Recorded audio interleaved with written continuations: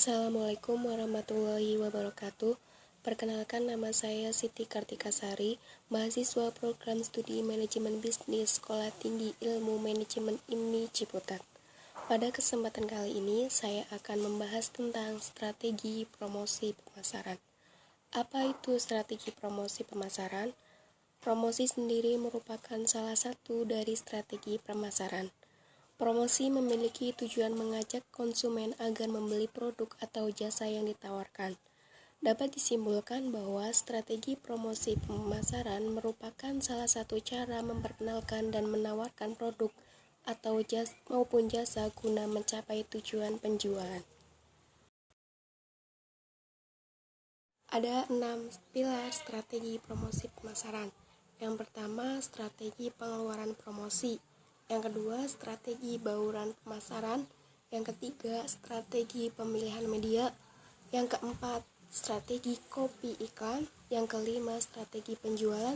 Dan yang terakhir, strategi motivasi. Strategi pengeluaran promosi. Anggaran promosi merupakan bagian dari anggaran pemasaran. Namun demikian, tidak ada standar yang pasti mengenai seberapa besar pengeluaran untuk promosi yang harus dialokasikan. Faktor penyebabnya adalah pengeluaran promosi bervariasi tergantung produk dan situasi pasar. Di dalam strategi pengeluaran promosi ada 3 macam pendekatan. Yang pertama yaitu marginal approach. Yang kedua yaitu breakdown method.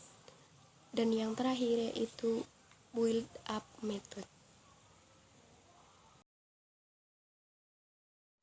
Strategi bauran promosi. Strategi berupaya memberikan distribusi yang optimal dari setiap metode promosi. Faktor-faktor yang menentukan bauran promosi. Yang pertama, faktor produk, yaitu dengan mempertimbangkan karakteristik dan cara produk itu dibeli, dikonsumsi, dan dipersepsikan. Yang kedua, faktor pasar. Pada faktor pasar, semakin berkembang atau semakin tinggi tingkat pasar, maka promosi yang dibutuhkan untuk membedakan produk perusahaan dari milik asing. Yang ketiga, faktor pelanggan.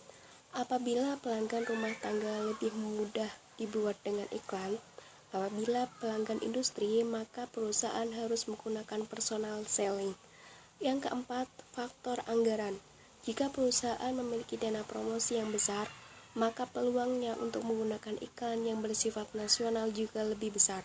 Sebaliknya, apabila dana yang tersedia terbatas, maka perusahaan dapat memilih personal selling. Yang kelima yaitu faktor bauran pemasaran. Faktor bauran pemasaran. Harga yang tinggi sering dianggap pelanggan berkorelasi positif dengan kualitas yang juga tinggi. Jika pendistribusian dilakukan secara langsung, maka karakteristiknya mensyaratkan penggunaan personal selling. Sedangkan apabila secara tidak langsung, maka dibutuhkan iklan karena terbatasnya jumlah armada penjual yang dipakai. Strategi pemilihan media. Strategi pemilihan media bertujuan untuk memilih media yang tepat untuk kampanye iklan, dalam rangka membuat pelanggan menjadi tahu, paham, menentukan sikap, dan membeli produk yang dihasilkan perusahaan. Secara umum, media yang tersedia dapat dikelompokkan menjadi 4, yaitu yang pertama media cetak, contohnya koran, majalah. Yang kedua media elektronik, contohnya TV dan radio. Yang ketiga media luar ruang, contohnya spanduk. Dan yang terakhir media lini bawah. Strategi copy iklan. Copy adalah isi dari iklan. Copy berfungsi untuk menjelaskan manfaat produk dan memberi alasan kepada pembacanya mengapa harus membeli produk tersebut. Pesan yang akan disampaikan dapat disajikan dalam gaya penyampaian yang berbeda dalam sebuah iklan. Strategi penjualan. Strategi penjualan merupakan memindahkan posisi pelanggan ke tahap pembelian dalam proses pengambilan keputusan melalui penjualan tatap muka. Umumnya, tujuan penjualan dinyatakan dalam volume penjualan. Tujuan ini dapat dipecah berdasarkan penentuan apakah volume penjualan yang ingin dicapai itu berdasarkan per wilayah operasi atau per salah perusahaan di dalam suatu wilayah operasi.